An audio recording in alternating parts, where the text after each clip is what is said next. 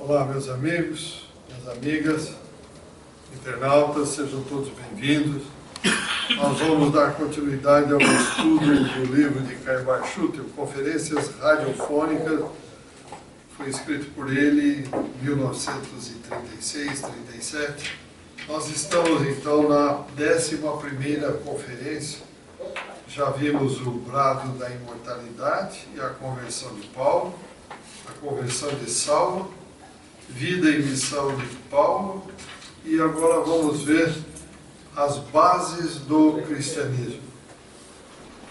Diz Caio Barchutel o seguinte: o cristianismo, como disse um ilustre filósofo inglês, não foi edificado sobre a morte, mas sim sobre o reaparecimento do homem considerado morto.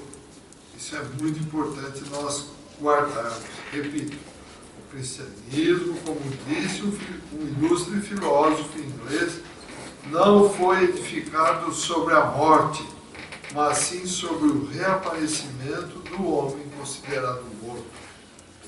Lendo-se, continua aí, lendo-se com atenção os evangelhos, se verifica que Jesus falou, apareceu e conversou com seus discípulos reunidos em Jerusalém. Uniu-se a 2 discípulos na estrada de Emaús, falou-lhes sobre as Escrituras. Depois apareceu a Tomé, que chegou a tocar, examinar os sinais de suas chagas, e então convenceu-se que de fato estava à frente de Jesus. Depois apareceu a Saulo e a um grupo de pessoas que estavam com ele. Se não fossem esses reaparecimentos de Jesus após a sua crucificação, não existiria o cristianismo. Não se pense também que esses fatos constituem milagre ou fenômeno excepcional e único. Milagre não existe. Milagre é derrogar as leis universais, as leis divinas. Então, tudo isso que as igrejas consideram milagre, não é milagre, não existe. Porque Jesus foi muito claro: eu não vim derrogar as leis do meu Pai, eu vim cumpri-las. Então ele não iria fazer coisas que ele não tinha condição de fazer, ou até teria, mas não poderia fazer, porque iria contra as leis universais. E ele continua dizendo, Caio Barchutel, esses fenômenos, vêm demonstrar a lei de Deus e a lei da natureza, a lei que se aplica a todos nós e quer dizer que reviveremos após a morte e que nos será possível reaparecer a todos aqueles que choram pela nossa partida.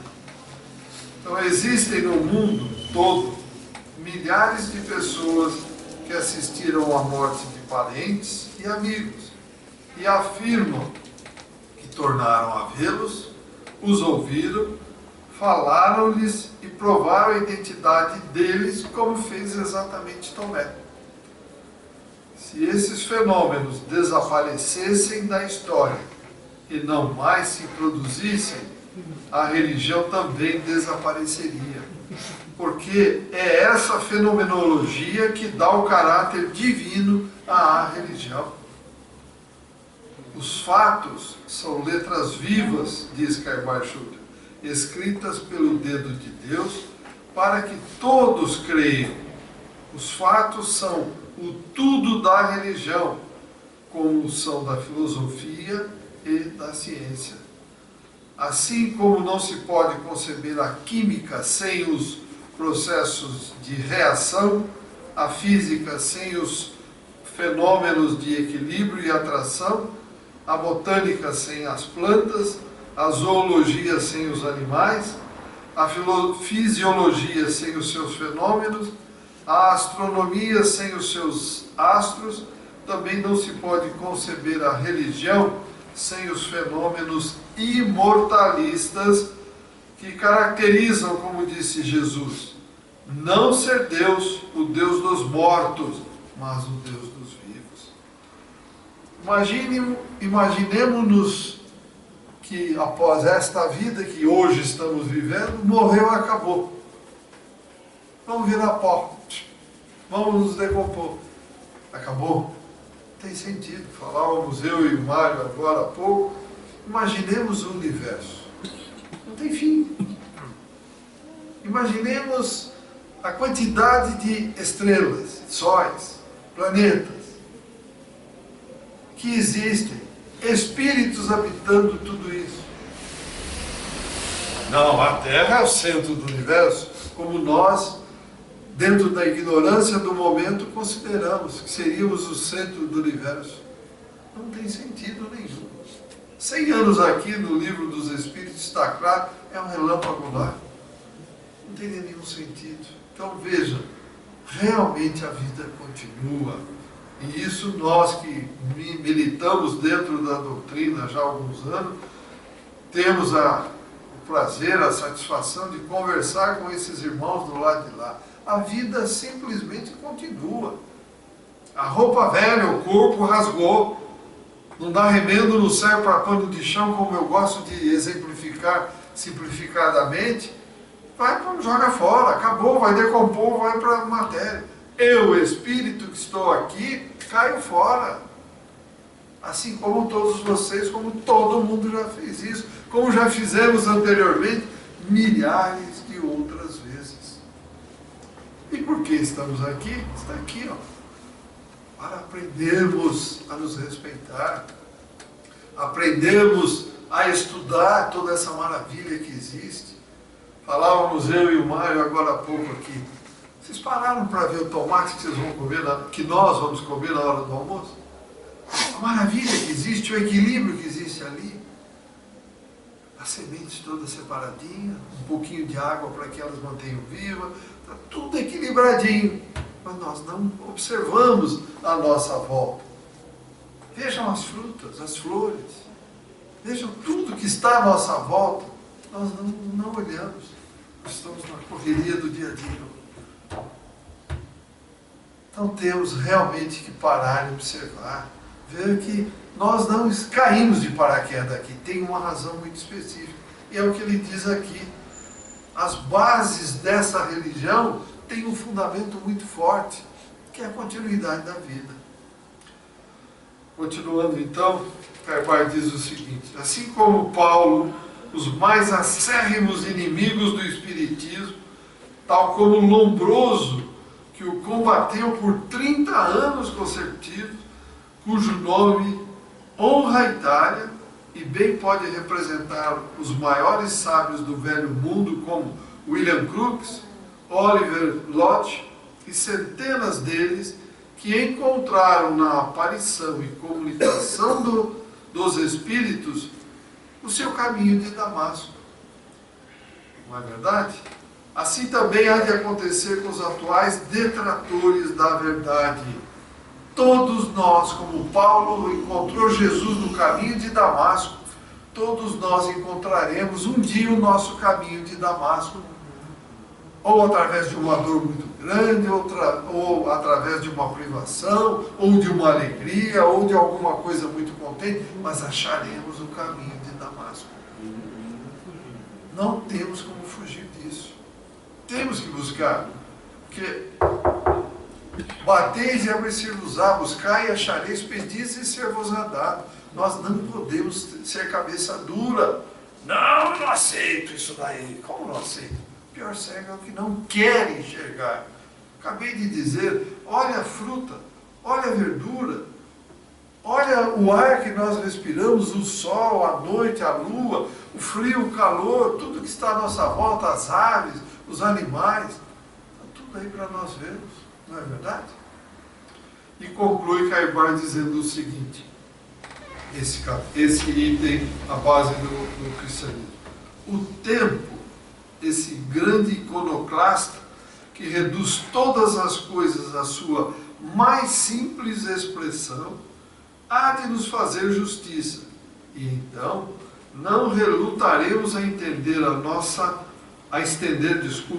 a nossa mão amiga aqueles que retardaram seus passos no caminho, mas afinal entraram pela porta do aprisco para gozarem das mesmas regalias da crença na imortalidade, que exalta os cérebros e embalsama os corações. Então veja, é questão de tempo. É questão de tempo. Todos nós procuraremos esse caminho. Não tem outro. É ilusório acharmos que estamos bem na matéria. Não estamos. Não é esse o caminho. Isso porque estamos falando do nosso universo que estamos aqui olhando e enxergando. E se pensarmos nos multiversos paralelos, intercambiando um com o outro, como é o mundo, por exemplo, o mundo espiritual e o mundo material, e os outros que existem? E nós estamos aqui, não, eu sou um grande sábio. Sábio de coisa nenhuma. O cemitério está assim de grandes sábios. Não existem grandes sábios. Então nós temos que nos preparar para crescer, meus amigos. O cristianismo está aí, quem tem olhos para ver que veja, quem tem ouvidos para ouvir que ouça, mas não vamos perder o momento. O momento é agora. Alguma pergunta, algum comentário? Tudo bem com vocês? Está tudo em ordem? Está tudo certinho? Está todo mundo já achou o seu caminho de Damasco? Está tudo certo. Então vamos em frente. Vamos ao outro item. A fé e a felicidade à luz da claridade. A nossa felicidade depende exclusivamente da nossa elevação. É diretamente proporcional à nossa elevação. Eu vou buscar a felicidade. Eu quero um carro, quero um avião, quero um apartamento, quero um barco. Quero. Quero para quê? Serve para quê? Para atender o orgulho, a vaidade, para falar para o Deli, eu tenho um carro, você não tem. Eu tenho um navio, você não tem. Eu tenho. Tem para quê? Para levar para onde? E a tua família, os teus amigos, e as pessoas com as quais você se relaciona, como é que estão? Ainda hoje eu lia num livro, nós seremos cobrados por aquilo, pela destinação que demos aos bens, aos valores que nós recebemos na matéria, os quais devem ser muito bem direcionados. O Dr. Inácio Ferreira está lá. Seremos cobrados, meus amigos. Ninguém vem passar férias aqui, não. Isso aqui é uma escola. Tem momentos de alegria, lógico, nós achamos que tem que ter, tem. São momentos de descanso. Mas o Cristo falou, a felicidade não é deste mundo. Não adianta nós nos iludirmos, eu quero o carro A, B, C, casa aqui, casa ali, dinheiro, viagem.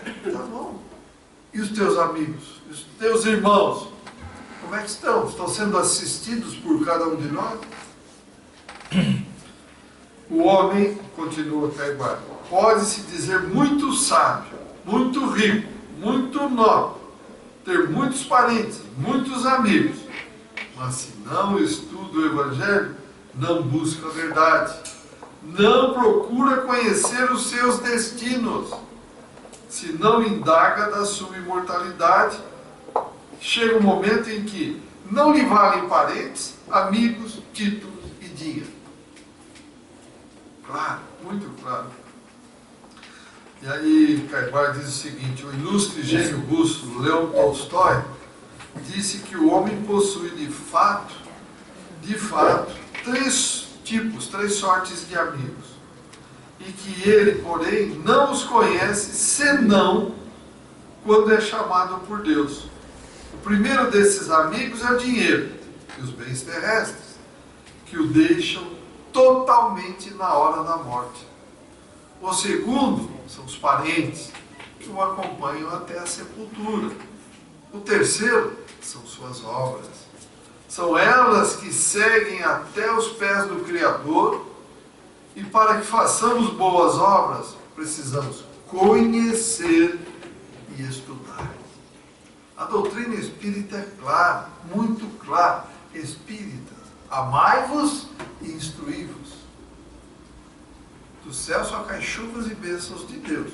Pegar o livro, como eu brinco sempre, pôr embaixo do braço, achar que por osmose os conhecimentos vêm para a cabeça, não vem. É ler, estudar e praticar. Não tem saída. Não tem saída. E continua o Caimar dizendo o seguinte: a nossa caridade deve principiar conosco mesmo, porque se não fizermos caridade a nós mesmos, como poderemos ou saberemos fazê-la ao nosso semelhante? Foi assim, certamente pensando, que Paulo escreveu o capítulo 13 da primeira carta, epístola aos Coríntios. Se eu falar a língua dos homens e dos anjos, e não tiver caridade, serei como um bronze que soa, ou como um símbolo que retine. Se eu tiver o dom da profecia, e souber todos os mistérios e toda a ciência, e se eu tiver toda a fé, a ponto de remover montes, e não tiver caridade, nada sou. E se eu distribuir todos os meus bens em sustento dos pobres, e se entregar o meu corpo para ser queimado, se todavia não tiver caridade, isso nada se aproveita. A caridade é longânima, é benigna. A caridade não é invejosa, não se jacta, não se ensoberbece, não se porta inconvenientemente, não busca seus próprios interesses, não se irrita, não suspeita mal, não se regozija com a injustiça, mas regozija-se com a verdade. E no outro trecho, Paulo continua e diz o seguinte: que a vossa caridade cresça em todos os conhecimentos, para que não tropeceis no dia do Cristo. Conhecimento. Temos que buscar os conhecimentos. Por isso estamos aqui. Estima-se que o universo existe há cerca de 15 bilhões de anos, a Terra há cerca de 5 bilhões de anos, e nós, humanoides, estamos aqui há 2 milhões de anos. O que é isso? O que é isso? Nada. Nada. Nada. Então, o que nós sabemos? Nessa escala imaginária que eu coloco aqui, nascemos, ali na outra parede chegaremos ao Pai. Nós estamos grudados aqui ainda, meus amigos. Isto não em termos de terra, mas há quanto tempo nós existimos? Fomos criados para este planeta ou viemos de outro? Ou viemos na transmigração que foi feita da constelação do Cocheiro, viemos para cá? Será? Não sabemos. Então estamos aí marcando passo, não saímos do lugar.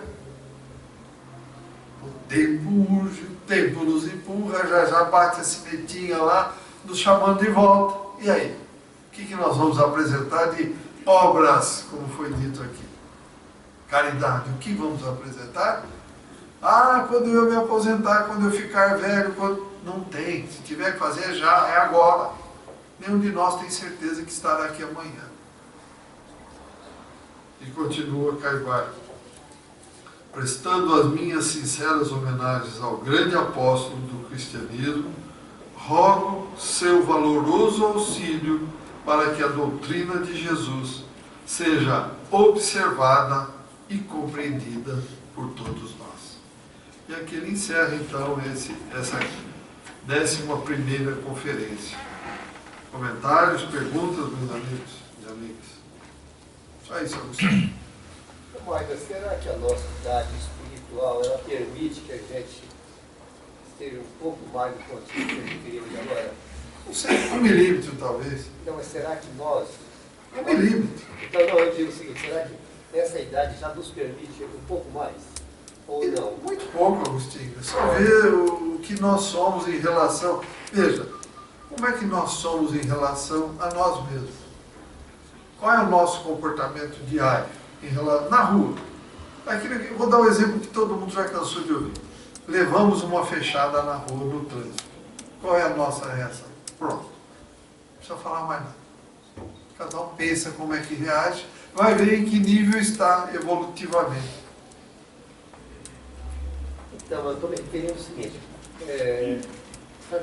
nós não somos novos o suficiente para não ter progredido um pouco mais.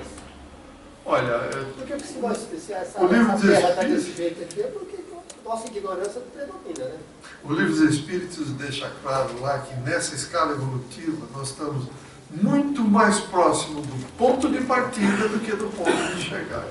Está claro isso aí. Agora, o quanto não dá para determinar e estabelecer. Então, por estarmos num mundo de segunda categoria, provas e expiações, que está sendo preparado para ir para a terceira, dá para a gente ter uma ideia de que somos muito pequenos ainda. Em termos de evolução moral, somos muito pequenos. Mais comentários, mais perguntas? Vamos lá.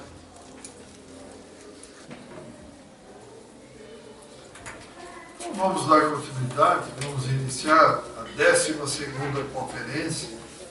Ela foi proferida pelo patrono da casa, o Caimar Schutel, em 14 de fevereiro de 1937, como todos sabem, na Rádio Cultura de Araraquara, PRD4.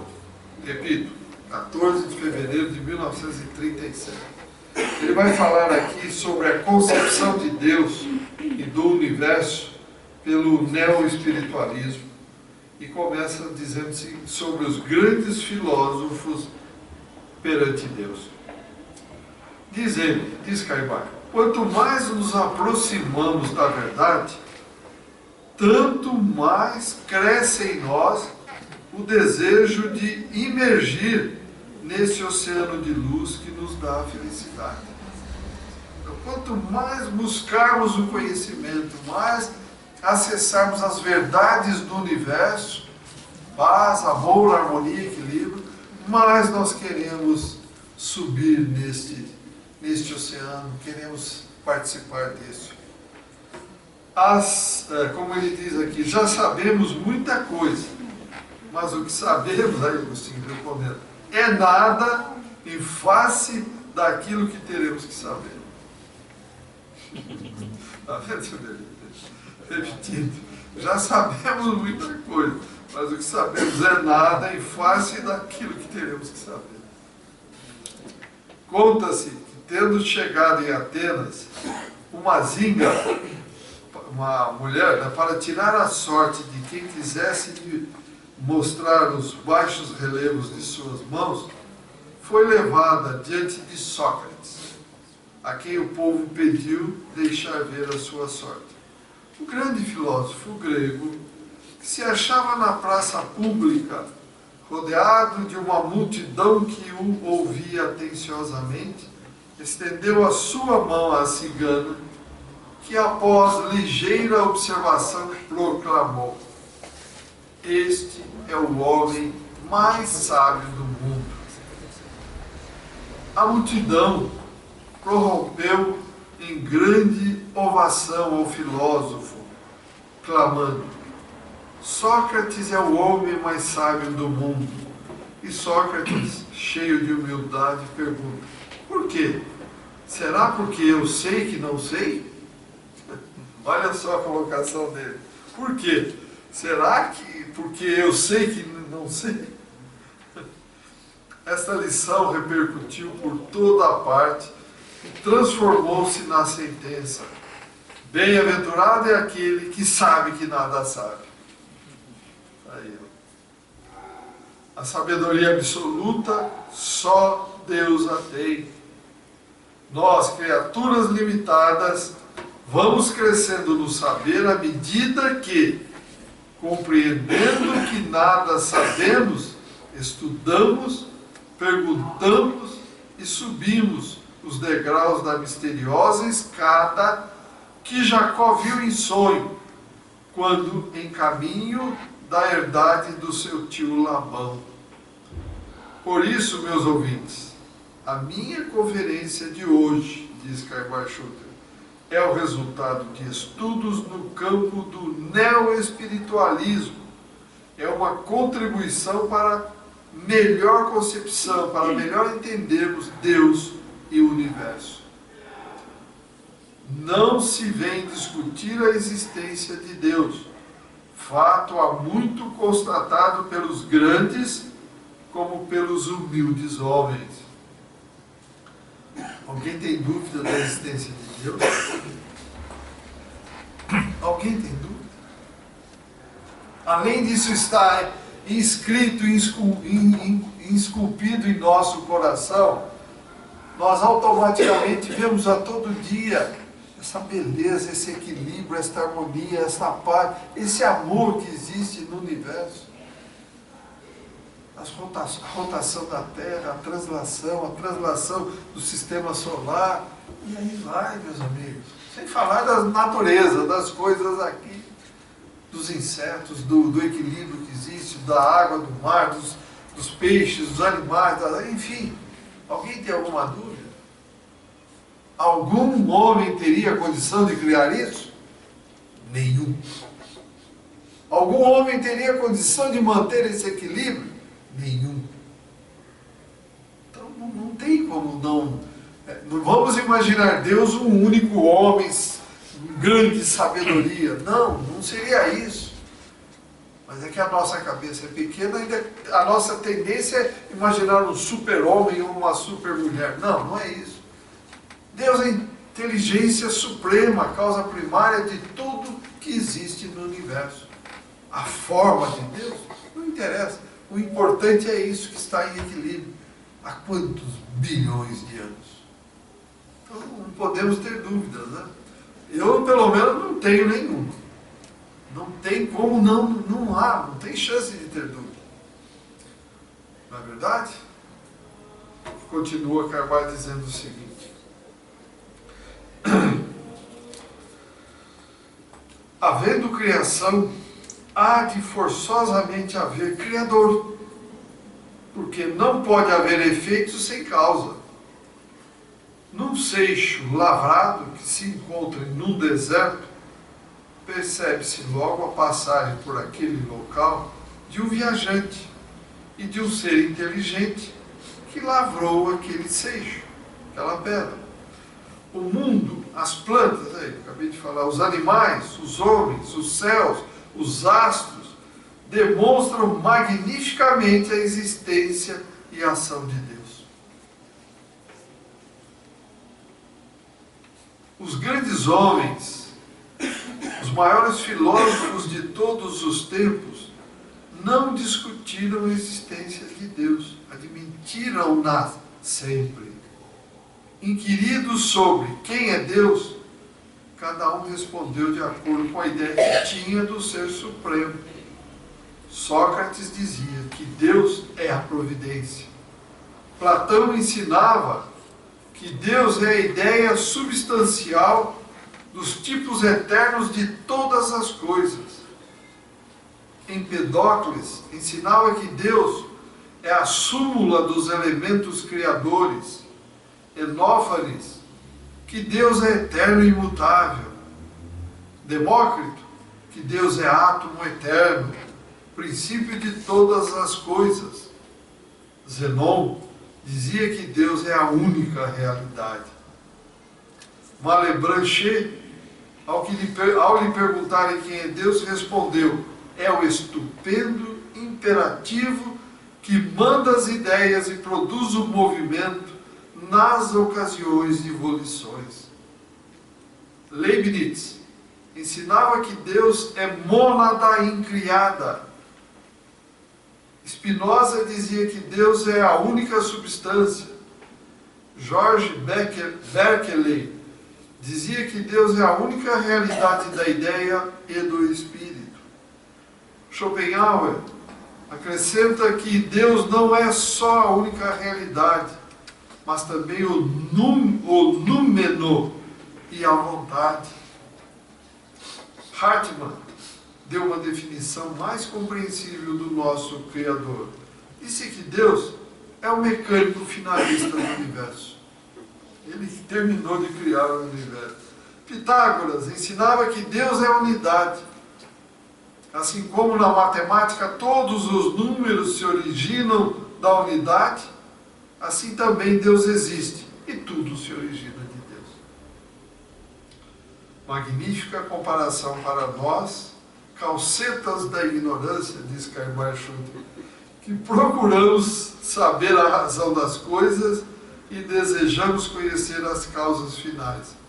Ainda em grande atraso espiritual, parece-nos absolutamente impossível conhecer Deus, a não ser através das suas obras, ou então senti-lo no nosso coração. Eu não me lembro qual deles, uma vez foi perguntado para ele, você acredita em Deus? Não. Mas, você acredita em Deus? Não. Mas, Deus existe?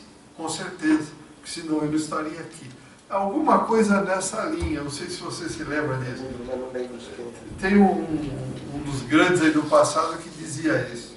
Enfim, não é para termos dúvidas, meus amigos e amigas. Negarmos Deus é negar a nós próprios. Não, não acredito em Deus. Deus não existe. Como não existe? Então eu não estaria aqui. Como alguém criaria um corpo como esse, ou o espírito para manter esse corpo animado? Em todas as suas ações, em todas as suas dosagens hormonais, em todas as suas cargas energéticas.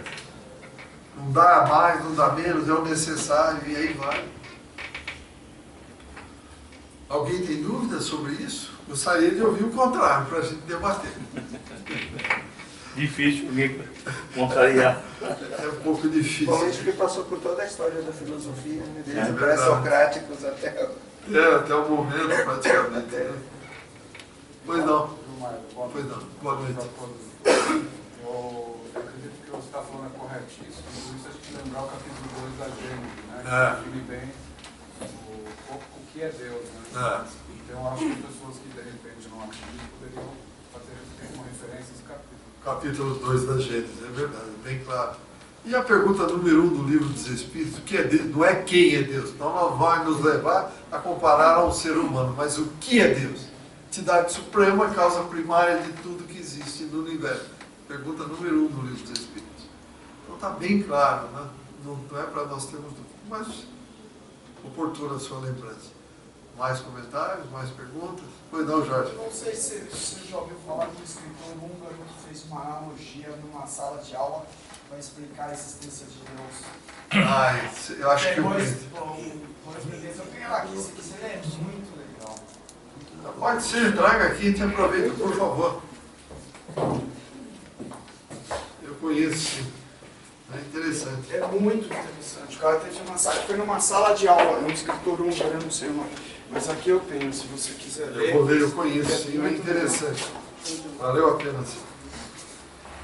Diz o seguinte: no ventre de uma mãe havia 2 bebês. Um perguntou ao outro: você acredita em vida após o parto? O outro respondeu: é claro, tem que haver algo após o parto. Talvez nós estejamos aqui para nos preparar para aquilo que virá mais tarde. Bobagem, disse o primeiro. Que tipo de vida seria esta? O segundo disse: eu não sei, mas haverá mais luz do que aqui. Talvez nós poderemos andar com as nossas próprias pernas e comer com nossas bocas. Talvez teremos outros sentidos que não podemos entender agora. O primeiro retrucou: isso é um absurdo. O cordão umbilical nos fornece nutrição e tudo mais de que precisamos. O cordão umbilical é muito curto. A vida após o parto está fora de cogitação. O segundo insistiu: bem, eu acho que há alguma coisa, e talvez seja diferente do que é aqui. Talvez a gente não vá mais precisar desse tubo físico. O primeiro contestou: bobagem. E além disso, se há realmente vida após o parto, então por que ninguém jamais voltou de lá? Bem, eu não sei, disse o segundo. mas certamente vamos encontrar a mamãe e ela vai cuidar de nós. O primeiro respondeu: mamãe? Você realmente acredita em mamãe? Isso é ridículo. Se a mamãe existe, então onde ela está agora? O segundo disse: ela está ao nosso redor. Estamos cercados por ela. Nós somos dela. É nela que vivemos. Sem ela, este mundo não seria e não poderia existir.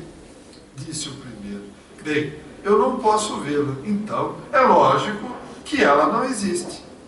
Ao que o segundo respondeu: às vezes, quando você está em silêncio, se você se concentrar e realmente ouvir, você poderá perceber a presença dela e ouvir a sua voz amorosa. Esse foi o modo pelo qual o escritor húngaro explicou a existência de Deus. Vejam só, que legal. Muito legal. Então, o pior cego é aquele que não quer enxergar. Tá bom? Comentários, perguntas, mais? Então, no próximo encontro, nós vamos no item Deus e o Espiritismo. Tá bom? Muito obrigado a todos. Saúde, paz e até o Mas próximo. você tem que passar a voz, a gravação do Sidônio. Isso. Saúde.